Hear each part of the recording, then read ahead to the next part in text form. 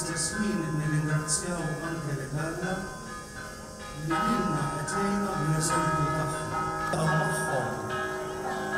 F'qalbna qegħdu nħossu lejhom sens kbir ta' solidarjetà, sens kbir ta' maħfa u sens kbir ta' modrija. Ikbar xhieda li nistgħu nagħtu tal-fidi tagħna dialogata bejn l-Arċisqof se jkun hawn Assis u intom bħala l-poplu tagħna. Anke sakemm nibdew ir-Rożarju sakemm jiġu l-iskfijiet, jekk iġobkom nibqgħu.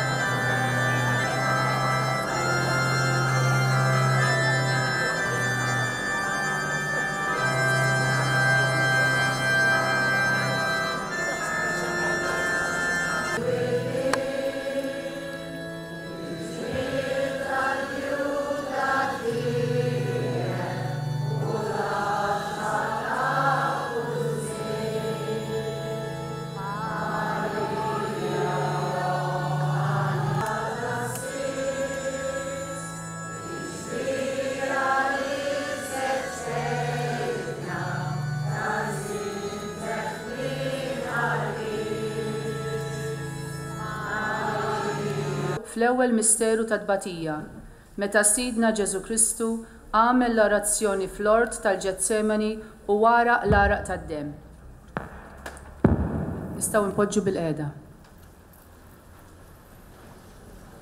In cielo et in terra. Ħobsna ta' kuljum għatina llum, aħfrilna dnubietna bħalma naħfru l-minuħati għalina, la ddaħħalniex fit-tiġrid, iżda ħlisna mid-deni. Amen. Ave Maria, gratia plena Dominus tecum, benedicta tu in mulieribus, et benedictus fructus ventris tui, Iesus. Addisa Maria, Alla, itlob għalina mid-imbin, issa u fis-sija tal-mewt tagħna. Amen.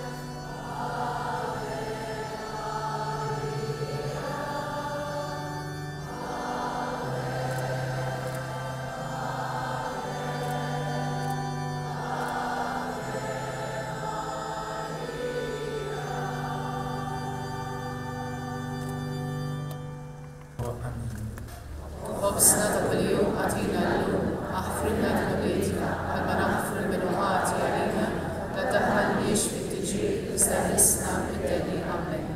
Богородице Діво, радуйся, благодатна Марія, Господь з тобою, благословенна ти між жінками, благословений плід лона Твого, бо ти породила Христа, Спаса, Збавителя душам нашим.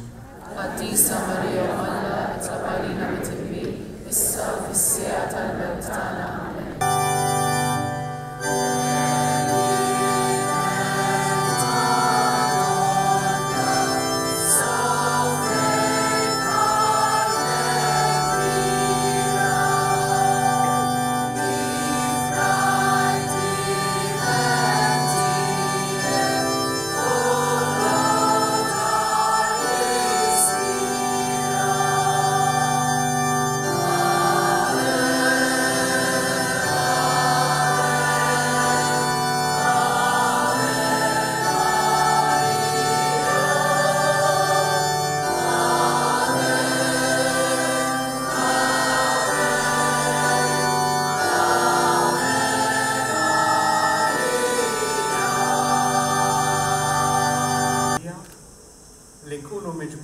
bħala familja waħda biex nitolbu għal paċi f'diversi pajjiżi madwar id-dinja.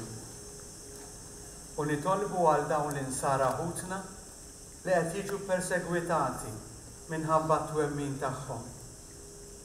Numru kbir ta' dawn l-insara qegħdin ixerdu demmhom għall-isem ta' Ġesu Kristu. Hija l-fidi tagħna u s-sentimenti nobli ta' apprezzament għal dawk li qed jagħtu ħajjithom għal fidi li ġabuna hawn il-lejla.